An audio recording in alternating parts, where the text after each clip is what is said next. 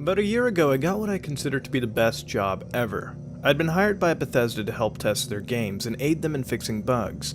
These are big games, so sometimes bugs slip through the cracks, though, or deadlines prohibit them from being fixed, so sorry for that. But when I got inside and had my orientation, I got what I consider to be some of the best news of my life. I would get to help test Fallout 4. I was told my assignment was simple at this point. I was to beat the game as fast as I could in any way I saw fit, all while writing down any bugs I saw or any glaring problems that seemed to enter my mind. I started playing, but kept my mind open, knowing bugs and glitches would be abundant. I still remember exiting the cryopod and had my character fall through the floor on my first go, but all in all, it amazed me how well they had made the game already. I happily played through and was thrilled when I joined the Brotherhood of Steel to find that Liberty Prime was back. And I damn near cried when I saw Sean on his deathbed, angry at me. At work, on the other hand, I was genuinely liked as I had replaced this rather interesting fellow. Let's call him Nick to keep his identity a secret, though. Nick had been fired for threatening a female employee with bodily harm. He was a slacker and a general creep whom no one liked, so they were all too glad to see him go. Within 2 days, I had the game beat. We could take it home for 6 hours of overtime a night, and I turned in my notes. I was then told to log in at least another 100 hours in-game, and I was to check each area in the Salem sector of the map, the northeastern corner that is, and give them feedback. I was thrilled to see one of my list of places was to visit was the Dunwich Borers. For those of you who don't know, the guys behind Fallout Love H.P. Lovecraft horror novels, and the company Dunwich Borers LLC, a play on Lovecraft's novel Dunwich Horrors, was their homage to him. Typically each place related to the supernatural and occult, and could be good for some genuine spooks. I decided to save the best for last and wait to go to the Borers on my last day of playing, which I could go home, curl up under a blanket, and scare myself with whatever I would see. So when the night finally came, though, I kissed my wife goodnight at 10, went to my office, sat in my chair, and journeyed to the Borers. On the outside, things were much like they are now, a ton of raiders, including one in power armor patrolling the outside, along with some burnt skeletons in a cage in the bottom. I quickly mowed through them and went into the mines below. This is where things had gotten weird. You see, the inside seemed to be empty, no machinery, nothing artificial, not even a light, making it so I had to use my Pip-Boy and a night vision scope on my laser rifle to even see just where I was going. So I wrote in my notes that it didn't seem too believable and that maybe they should add some equipment inside to make the area seem a tad more realistic. I mean, I love the lighting, though. It gave the area an atmosphere of not knowing what was to come, though. I headed down into the mines, and within a few minutes, I was startled when the cave started to shake, like an earthquake was occurring. Further down, I found a group of raiders. The odd thing was, only one of them was alive. He wore bloody clothing and was missing an arm. Now this surprised me because humans couldn't lose limbs without actually dying. I put it off, figuring the developers have specifically made this guy for scares. Keeping my sights on him, I approached to see if he was just a normal NPC or if he would actually attack, or do something else entirely. Once I was about 5 feet from him, he let out an ear-piercing screech and ran at me, clutching a machete. I had quickly killed him and took the wounded animation, like, you know, what you'd get if you shot a key NPC. He looked at me and said, "He will have your head. No one can come into his sight without going mad." He then laughed and died. My eyes went wide and I carried on. Damn, we're going full-out psychological horror here. Props there, I told myself.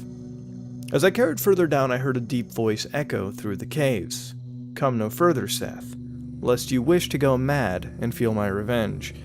At first, I was shocked. Did the game know my name?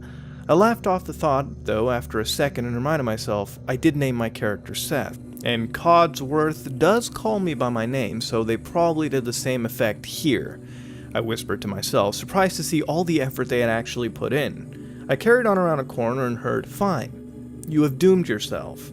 A jump scare of a ghoul's face flashed on my screen, making me jump before I was rushed from the front by 5 or 8 new creatures. They were called Hellspawn. They looked like reskinned feral ghouls with red skin and fire seeping through it.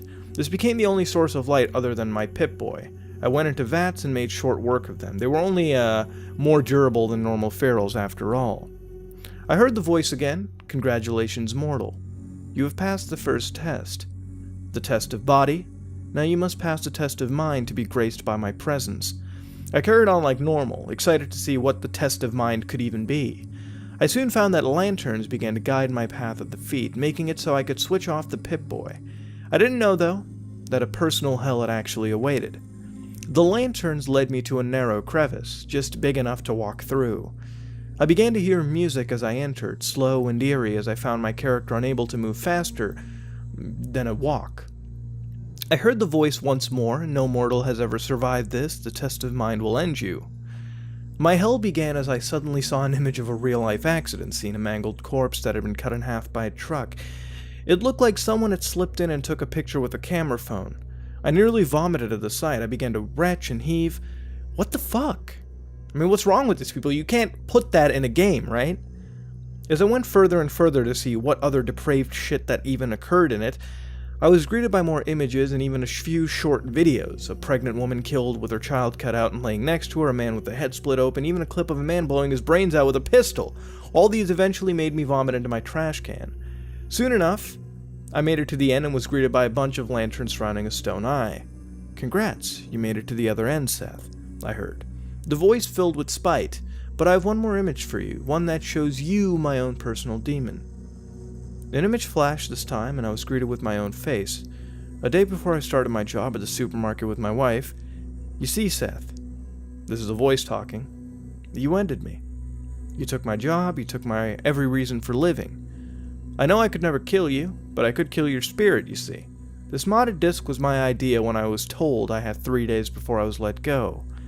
I knew they would have you come here, and now you get to be the first to know that I am going to kill myself 3 days after your first day at work. This is on you, Seth. I am dead because of you. And isn't that a bitch? The game then crashed and I was left in shock. My mind went racing to Nick, the man I had replaced, how no one liked him, and in issues I'd probably be pissed off as well. I don't blame him for blaming me, hell, I even blame myself at this point. I immediately called my boss and let him know of my experience, and he told me he was on his way and he would call 911. I went up and woke my wife, telling her of what happened while sobbing. She comforted me until my boss showed up, and we waited in the living room for police to arrive and begin the investigation of the disc. When they arrived, they seized the disc and everything related to it. The detective then sat with me and told me that they checked his house, and they found him hanging a noose in his own room. A note clutched in his hand saying, "Revenge is sweet."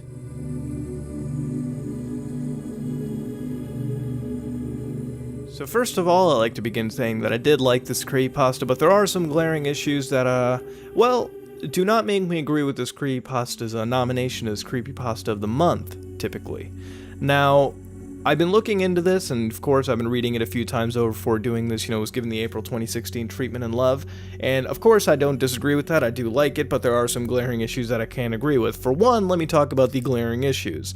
The whole final act where you see a bunch of crazy gore pornography pop up in the game, which isn't bad enough, but then you get tossed in with the suicide of the man at the beginning, Nick, which, as soon as you started seeing the third act spark up, you could easily make the connection, so it wasn't any kind of a shocker to me reading it as I went on. But that's about the only glaring issue that I can have with this entire creepypasta. I just do not agree with the fact that they did that stuff at the end. I don't get why that happened. I felt that was way too forced in, and they could have made this much more longer and much more psychologically driven if they had just stuck with how well the second act was going. That being said, this story really makes me excited because this is one of those gaming creepypastas that you can actually visualize and see happen. See, one of the big important things with me is ever since I've started talking about creepypastas, ever since I've read these, is that the imagery always speaks out to me. Whenever you read creepypastas that really focus on the game itself and the imagery that they provide, it's perfect. It's perfect when you can see it happen. And the only way you can see it happen, the best way, is if you've played that game before, or played a little bit of it, to actually see that the stuff that they're talking about in the story can actually occur in the video game itself. So for example, everything that happened in this, even the gore pornography, the end in the videos, can all happen in the game. And this could be a very cleverly produced mod, by the way, too. I am not denying that, too. This is something that I actually really enjoy, because they're touching on the story with utmost realism. Utmost realism, it's really well done in the sense of how well the story is attributed to the game. So for example, everything that happens, of course, anything that occurs within this creepypasta, down to the dialogue options, down to all the images popping up, even down to the enemies such as the Hellspawn, can all occur with the use of modifications, or even included in the base game itself. That's how great it is.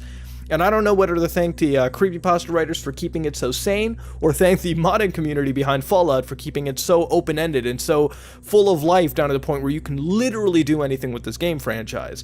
And that's absolutely what I like. And down to the point where even seeing how this Dunwich section of the game was handled, even in the beta stages, says that maybe at one point, even in development of Fallout 4, it could have been like this. See, everything here speaks realism. Even the player getting their job working as a game tester is realistic. You know, they're not saying, I worked as an intern on development, or I was senior developer behind Fallout 4. No, it's just a game tester. It's a job that many people, if they really wanted to, can get behind and earn out in the industry. It's not that difficult, and as far as I know, you can. It's very tedious work, of course, testing video games, but it's not impossible to find.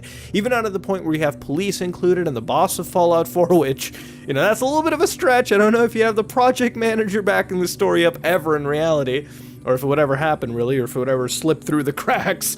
And, well, even the police segment at the end, you know, these things are sort of stamped down, crushed, and, you know, they're not brought out in the public, obviously, because they're not public matters.